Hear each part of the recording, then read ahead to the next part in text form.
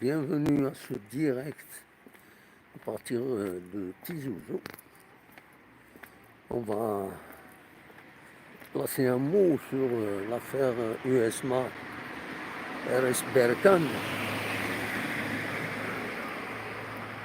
Le match des demi-finales de la Coupe de la CAF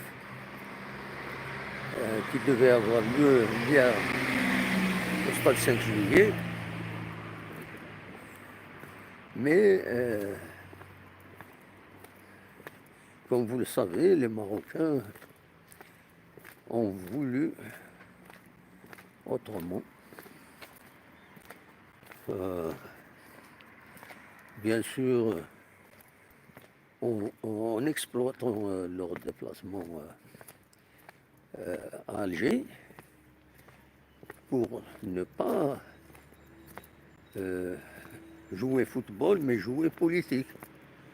Voilà, c'est ce qu'ils ont voulu faire à travers une carte géographique qui n'existe pas, mais qui veulent à travers ça en quelque sorte imposer un fait accompli médiatique aux Algériens, alors qu'ils savent que l'Algérie ne badine pas avec les principes du football, les principes politiques. Voilà. Donc,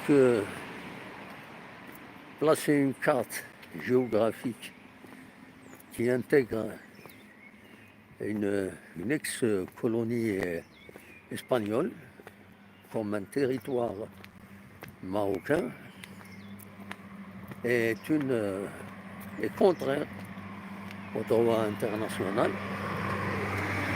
parce que il s'agit d'un territoire donc qui relève de la décolonisation. Voilà. Donc l'Algérie est l'un des dizaines de pays qui ont reconnu l'indépendance bien au moins l'autodétermination, le droit à l'autodétermination du peuple sahraoui, le peuple du Sahara occidental. Elle ne pouvait pas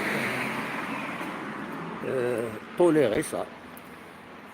C'est un tour de passe-passe marocain qui ne devait pas avoir lieu. L'Algérie à travers ses instances footballistiques, a tout fait pour trouver une solution sportive pour que le match ait lieu. Mais les Marocains, visiblement, veulent jouer de ce tour de passe-passe pour imposer leur vue. Ça ne se passe pas comme ça avec l'Algérie, ni avec les principes qu'elle défend. Les choses sont claires, tous les spécialistes le disent. Les Marocains ont tort. Maintenant, il reste aux instances footballistiques, au-delà de celle de la CAF, c'est-à-dire la FIFA, de bien recadrer les choses, et ça ne peut être autrement que par la condamnation de l'équipe marocaine. Les choses sont claires, pas de politique en sport, donc les choses sont claires en matière d'organisation des matchs de football. Donc voilà. Et normalement, la FIFA, le TAS, de Lausanne devrait condamner ce tour de passe-passe marocain. Normalement, c'est ce qui devrait se passer. Maintenant, il reste bien sûr, comme vous voyez la scène internationale, ce qui se passe en politique, les guerres, etc. Même le football est affecté. Il est affecté surtout depuis la guerre qui a éclaté entre la Russie et l'Ukraine. Comme vous savez,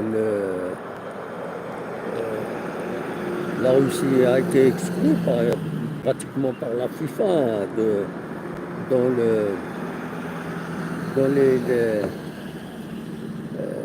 dans les instances pratiquement du football. Et ce n'est pas uniquement ça. Donc il y a d'autres disciplines qui ont été affectées par ça. Nous, logiquement, on attend que RC Berkane soit condamné. Donc l'Algérie avait raison. Donc voilà, c'est tout ce qu'on peut dire pour le moment sur cette affaire. Attendons pour voir. De toute façon, ce ne sera pas la fin du monde. J'ai tenu à m'exprimer sur le sujet en français parce qu'il y a un titre, en français qui concerne d'autres pays,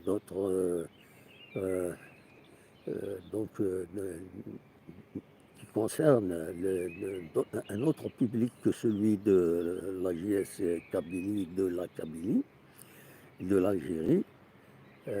Voilà, je tenais donc à clarifier à ma manière cette question. Pour moi, c'est un tour de passe-passe politique et géographique que voulaient imposer les Marocains en venant en Algérie. Ils n'étaient pas animés d'une volonté de venir jouer au football, mais de jouer politique et un peu de magie à leur manière, croyant avoir les Algériens. Eh bien, ça ne marche pas avec les Algériens. Les principes justes, c'est des principes justes que notre pays défend. Il faut que les choses soient claires, soient remises à leur place. L'Algérie, donc les organisateurs ont trouvé une autre issue au conflit, celui d'offrir à l'équipe marocaine une tenue adéquate pour jouer le match. Si j'étais venu pour le football, ils auraient accepté, surtout qu'il y a un conflit. Mais s'ils cherchent un conflit et croyant l'utiliser à travers les instances africaines, la CAF ou la FIFA, on verra bien qu'est-ce que cela va donner à l'avenir. Voilà. Pour nous, bien sûr, pour moi personnellement, je trouve que c'est bête. C'est bête ce qu'ont fait les Marocains. Bien sûr, ils essaient par tous les moyens de faire imposer leur vue au sujet du Sahara occidental. Mais c'est une question de décolonisation. Ça ne va pas se passer comme ça. Voilà ce que je voulais dire. Et je vous salue, où que vous soyez. Merci pour ceux qui ont écouté ce direct, ou ceux qui vont le voir. Partagez-le si vous voulez. Et je vous dis bonne journée. Au revoir.